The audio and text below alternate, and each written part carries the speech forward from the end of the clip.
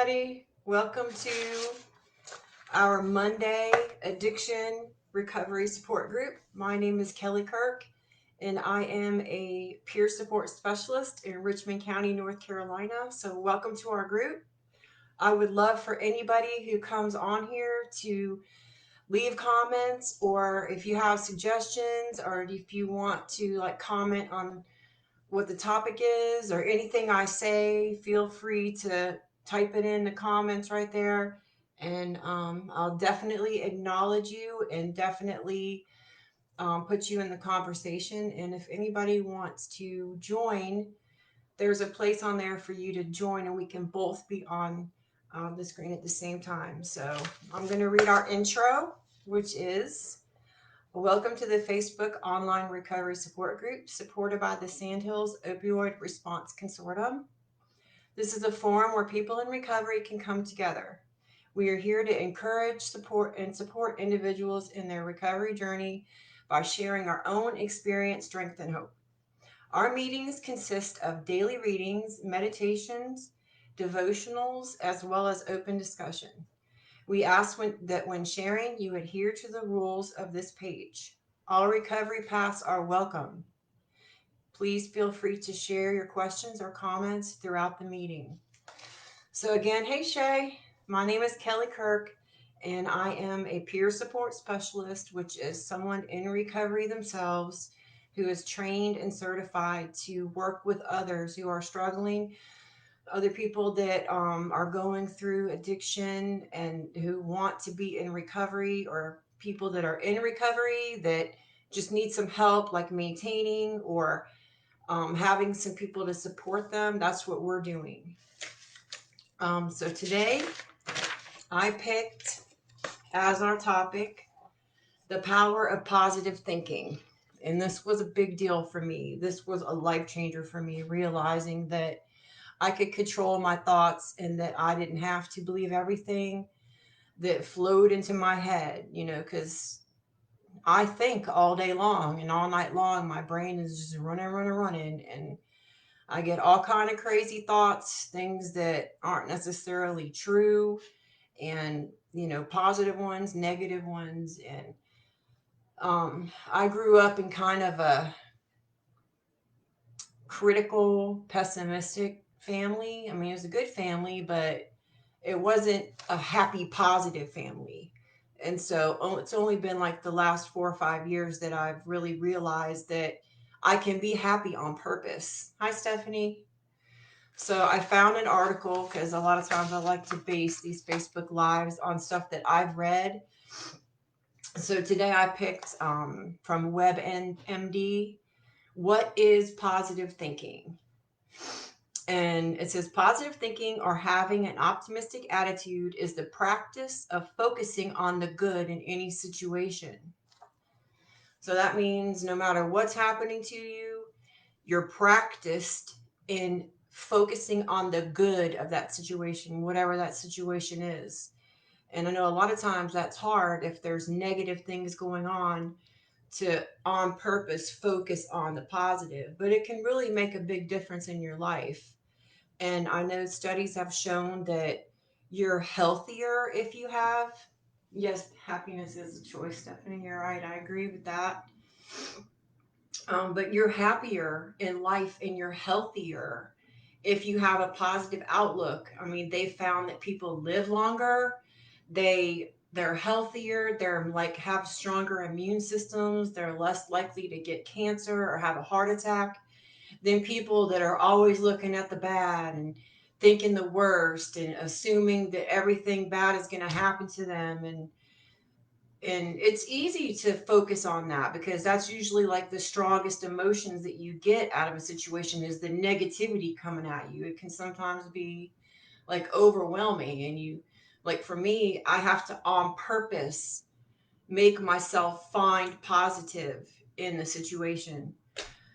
It says this doesn't mean that you ignore reality or make light of problems. It means you approach the good and the bad in life with the expectation that things will go well. So, yeah, that means basically a positive outlook. When you go into your day, you're expecting good things to happen. And, I really believe that if you put out positive vibes, that attracts positive vibes to you. People want to be around happy people.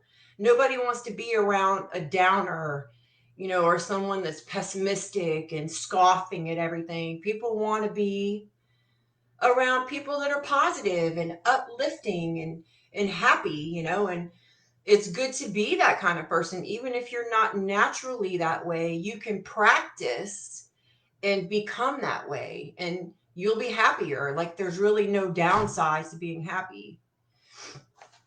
Okay. Yeah, I can see how that could happen. I mean, when you're bitter and angry, that's like, that has an effect on you, it's like it wears on you, and it makes life heavier and dark and just like not good, you know it says the mental benefits of being positive are may include being more creative, greater problem solving skills, clearer thinking, better mood, better coping skills, and less depression. And I know for me, at several different points in my life, depression was a big problem. And I'm quite sure that back then I wasn't trying to focus on the positive, And if only I'd known back then that that was a choice. I didn't have to feel. I mean, when I was clinically depressed, that wasn't a choice. But everything surrounding that, if I would have tried to, yeah, just float, man, like that. Yeah, just float, just chill, just take it easy, relax, take it all in, and just make the best of it. That's all we can do is make the best of it. It says, if you're naturally more of a pessimist, thinking positive is something you can learn. If you practice it, it will eventually become second nature. And when you start to realize that you are happier overall, you will want to do it even more. So, yeah, I noticed that when I started trying to think positive, it didn't like happen automatically. Like, I had to like practice, and be like, no, wait a minute, it's all right, like, chill out, this person's not out to get you. Or if you're in a restaurant and the waitress is rude, and you're like, it's easy to take that personal, like, get offended really easy. But like, I've learned in my old age that it's like it probably has more to do with what's going on with her than what she actually thinks about you.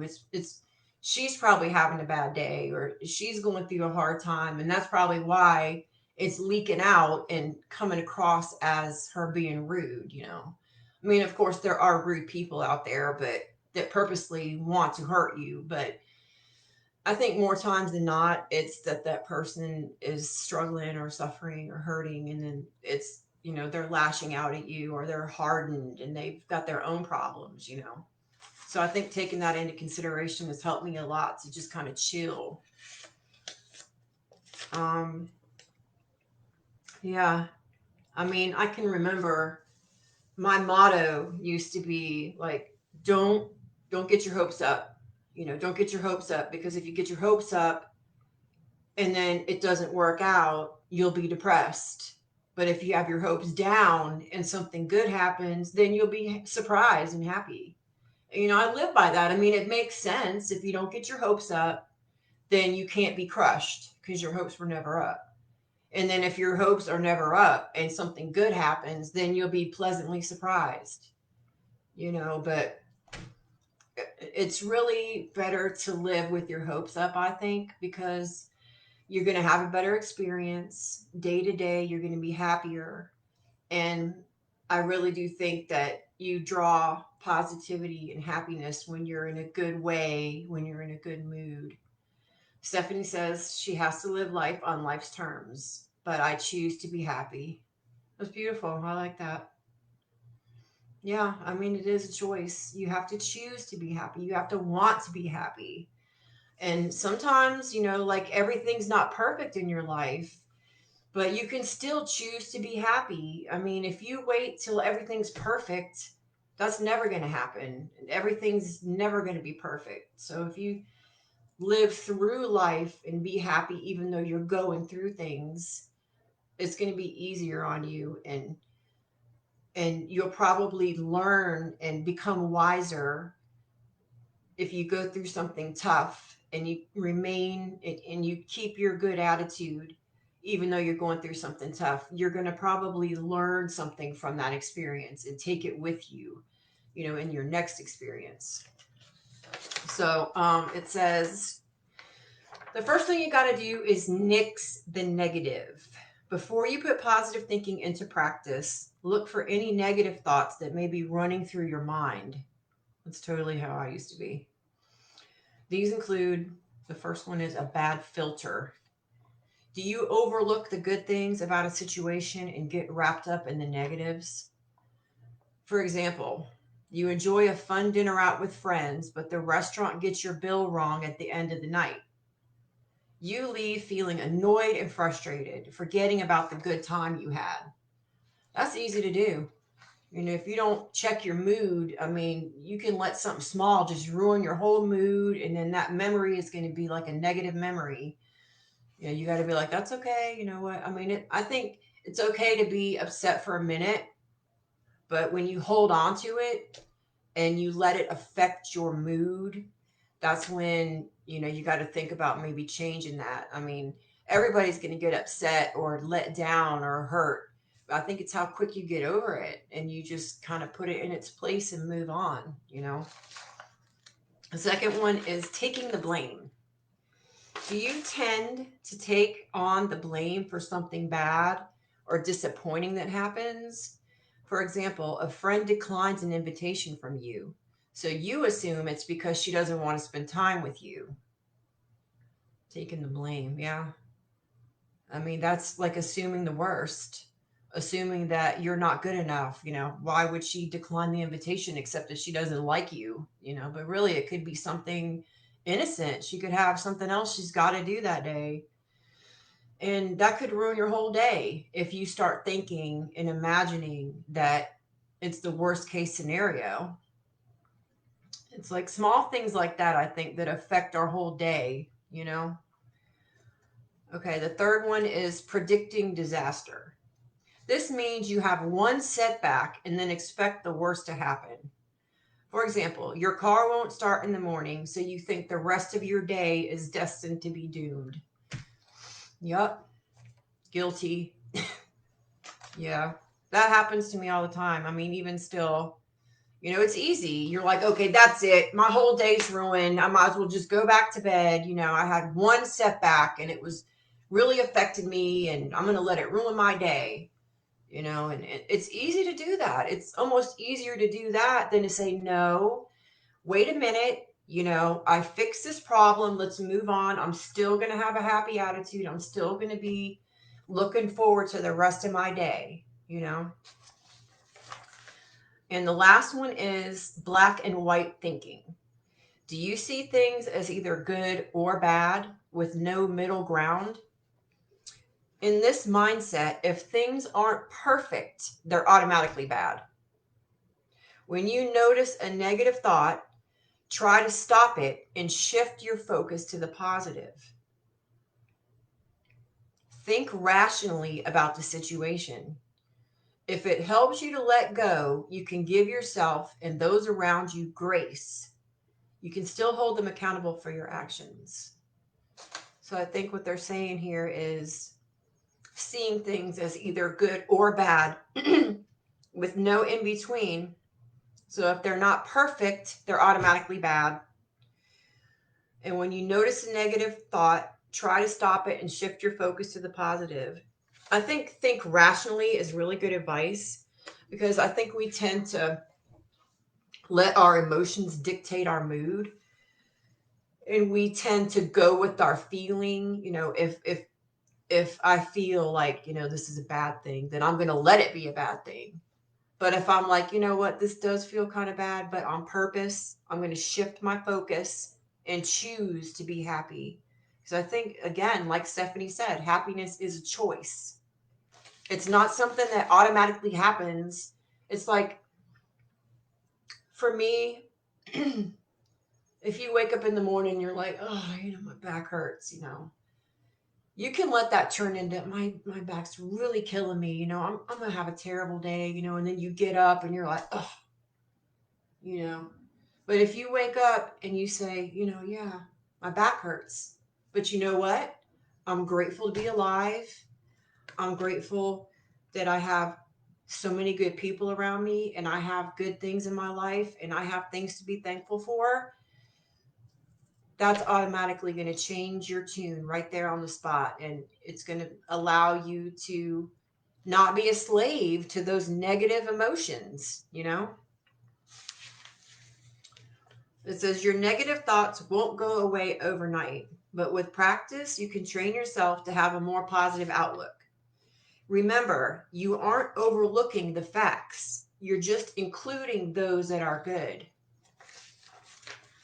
How to practice positive thinking. Once you have a handle on negative thinking, it's time to play up the positive. Try these ways to do it. Smile more. In a study, people who smiled or even fake smiled while doing a stressful task felt more positive afterwards than those who wore a neutral expression. You'll benefit more if the smile is genuine, though. So look for humor and spend time with people or things that make you laugh. I think that's an important point, humor. You got to be able to laugh at yourself.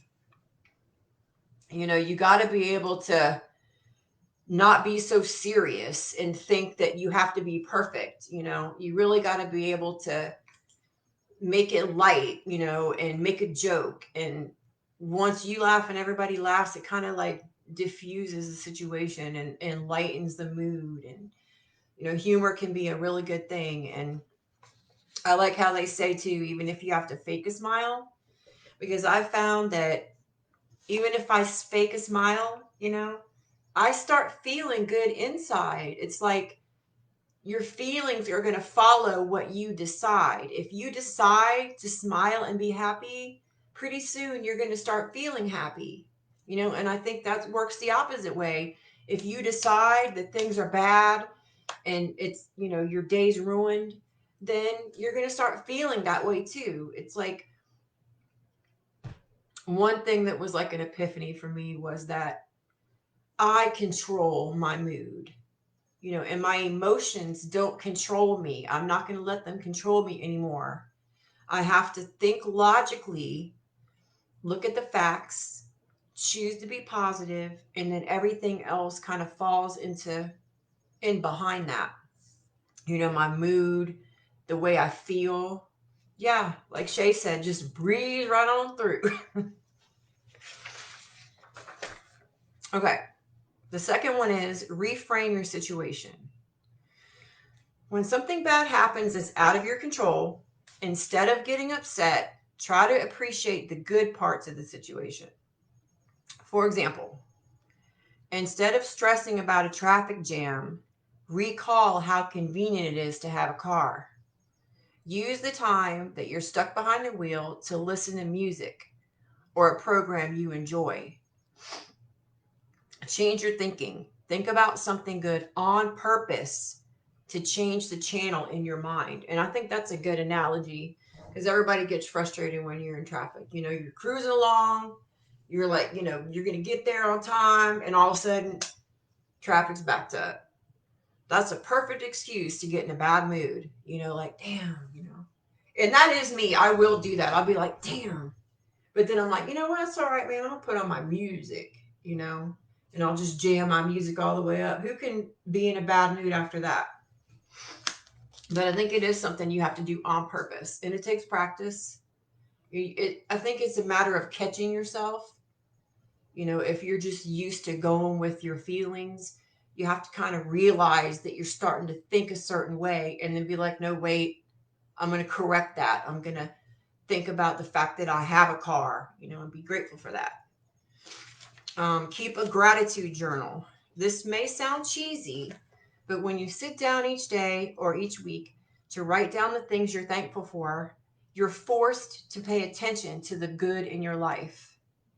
A study found that people who kept gratitude journals felt more thankful, positive, and optimistic about the future. They also slept better. If you feel yourself getting in a bad mood, stop and name a couple things you are grateful for. It gets your mood off your mind and makes you stop and realize that there's a whole lot of things that are going right. Picture your best positive possible future. Think in detail about a bright vision for your future, career, relationships, health, hobbies, and write them down. When you imagine your life going well, research suggests you'll be happier in the present. Plus, having goals is a good thing.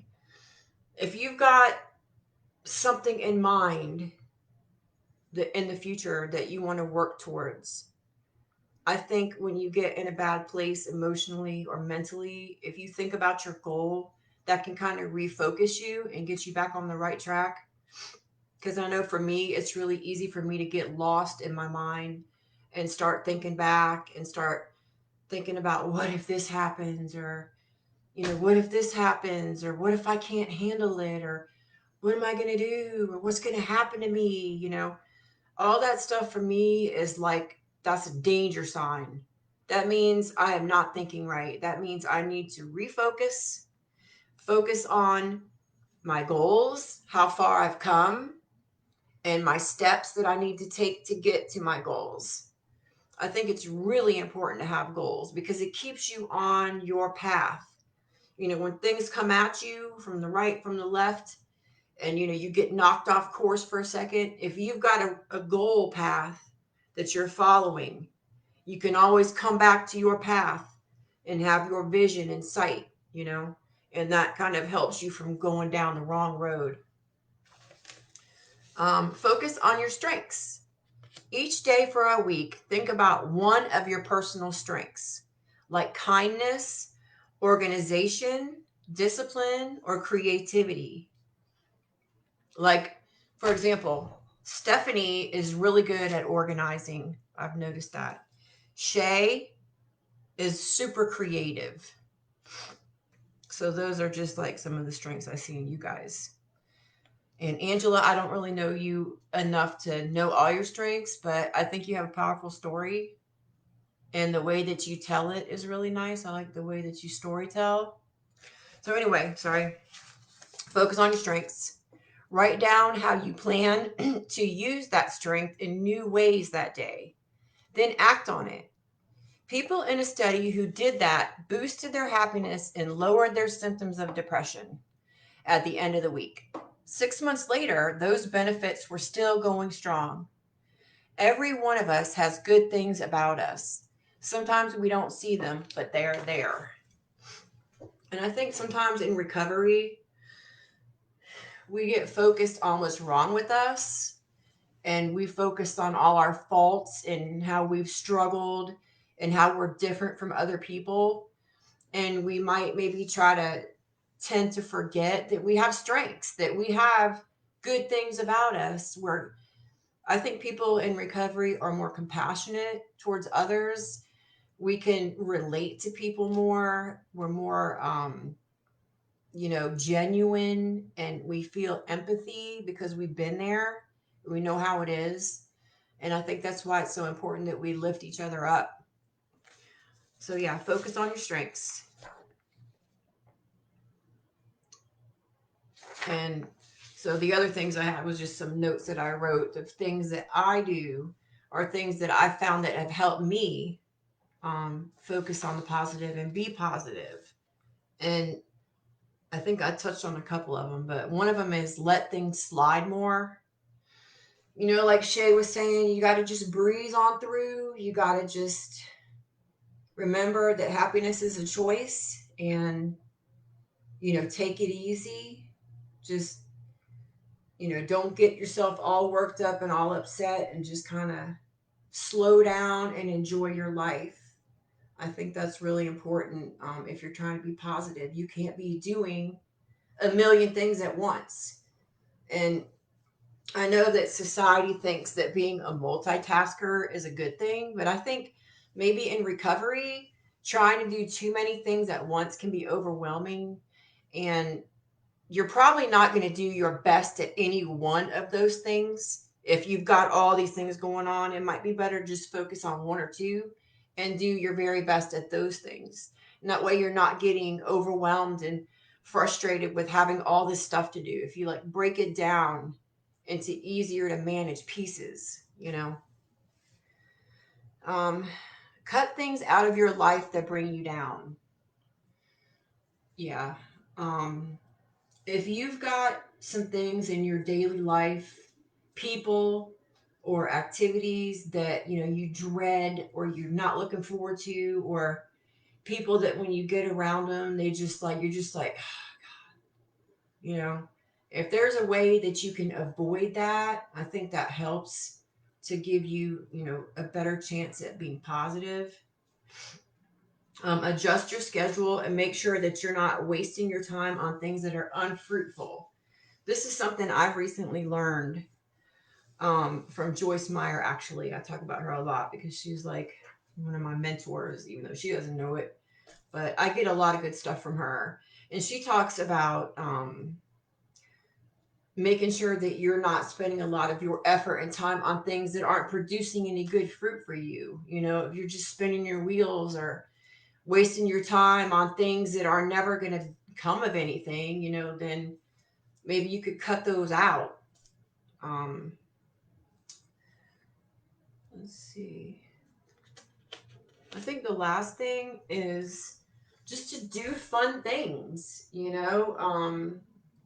even if it's just for 5 minutes, go through the drive through and get an ice cream cone or a milkshake if you're having a hard time, or, you're trying to get your mood up, or, play your favorite music in the car. Like, music is like magic. It moves you, and I know for me, if I'm in a bad mood and I hear a song that I love, I just crank it up and you can just feel the good vibes, Music is always a good thing.